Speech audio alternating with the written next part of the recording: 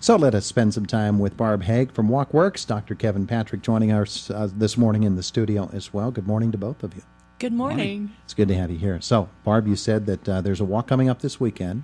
Yes, there is a walk coming up this weekend, but before the walk this weekend, there's going to be a kickoff event at the WalkWorks route here in Indiana Borough, the short walk that begins at the Indiana Social Center. They're having a kickoff event. They were dormant over the summer, and they're getting started and active again, and it begins at 9 o'clock in the morning, and it's a walk that doubles back on itself. So if you can only walk a very short distance, they go out a couple of blocks and then come back around to the social center and then do a wider loop. So people who only can walk a short distance can come and just walk as long as they can, and then people who want to walk a longer distance just stay along with the group. See, they ought to put a bench halfway along the route.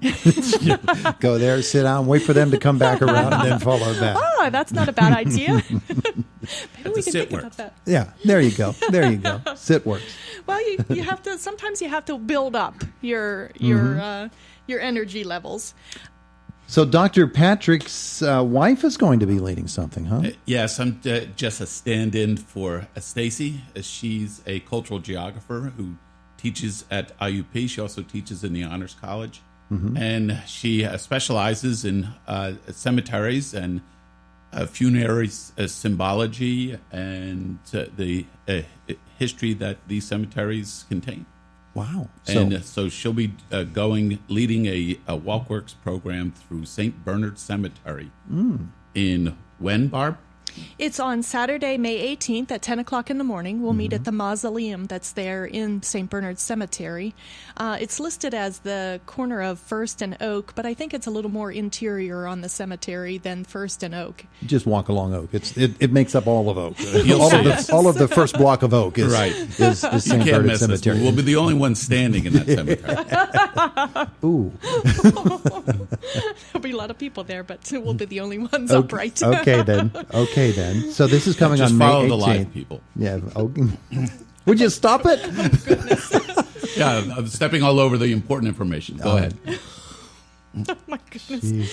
If you've been following Stacy Patrick, she is on Instagram and Facebook, and she posts the most incredible pictures of cemeteries all over the country and different types of markers and different structures and symbols that you see inside the cemetery. So it's going to be an incredible tour.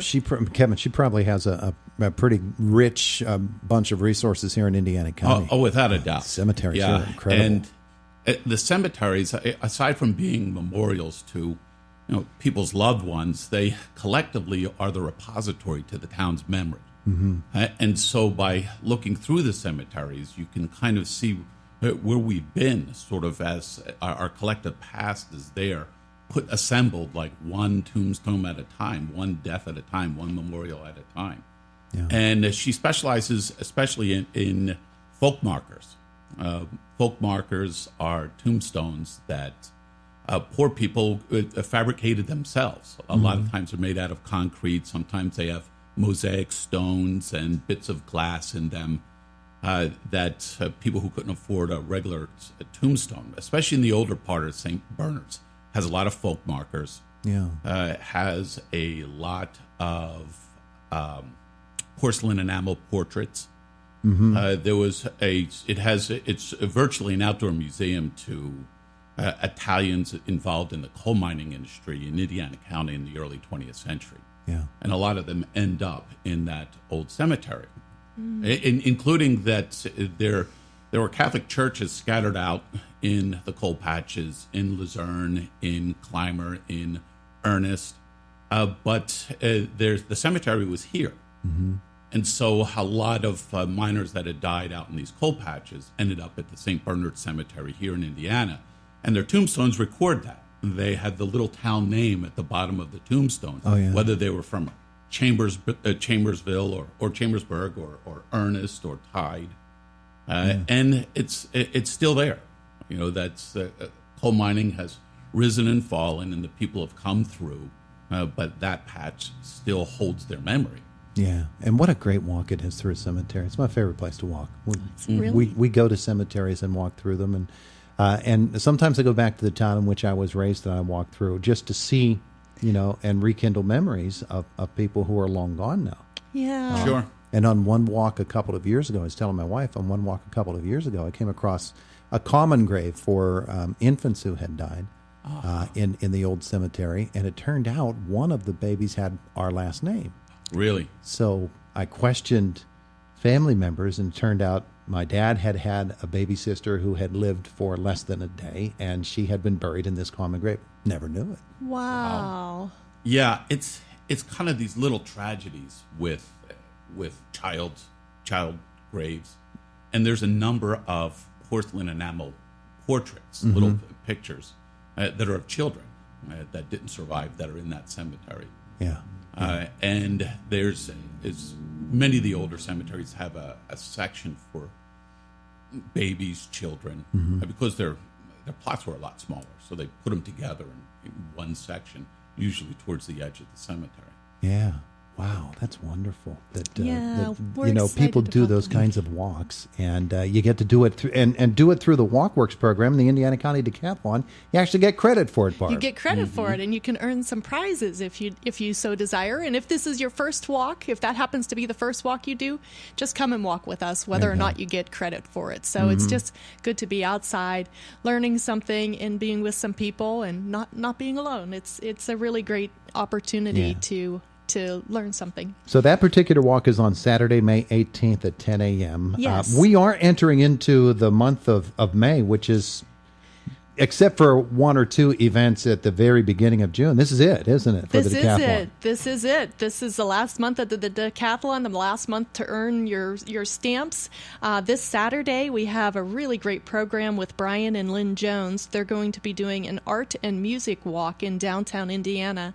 That walk begins and ends at the Artist Hand Gallery, and we're going to be visiting sculptures and murals and different pieces of art that are here in the borough, or right in downtown, in fact. Is Brian going to be a strolling minstrel? I asked him, and he said, well, he hadn't planned on it. But if the occasion presents itself, he may bring along a guitar or something. A mandolin. Do you know anyone with a mandolin that can join us? He should have one. I'm sure. And his Harlequin tights. Oh, that would be awesome. We don't want to see that. No one wants to see that. All right. So they have music lined up, musicians to play along each section of the route. And in fact, at the Historical Society, when we go to see the sculpture there, Lynn Jones will be singing some Civil War tunes and have a harmonica accompaniment. So there'll be a lot of flavor that goes along with the art that we get to see. Great architecture there, too. Sure. And then on Saturday, May 11th, we have at 10 o'clock in the morning, we have Bridges, Tales, and Trails, and that will start in Salzburg. And Jack McGuire, if you haven't ever had a walk with Jack McGuire through Salzburg, he is just a wealth of knowledge, just the epitome of humility.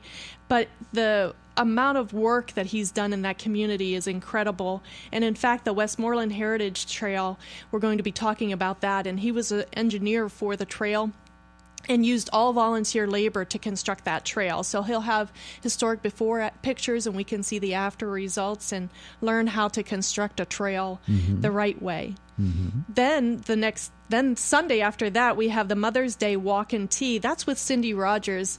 Right now, I understand that is sold out. We have a limit of 25 people. Yeah. But if you go ahead and send your email that you would like to join us, Lisa Meadows does keep a list of people, additional people who want to see it. And if anyone cancels, she then calls you and lets you know that you can come. Cindy and I are talking about possibly doing another walk at some point so that we can accommodate more people who might be wanting to do that walk. So keep following us on our Facebook page, and we'll post what's going on with that. All right, so that's May the 12th, and then on the 18th is the cemetery walk.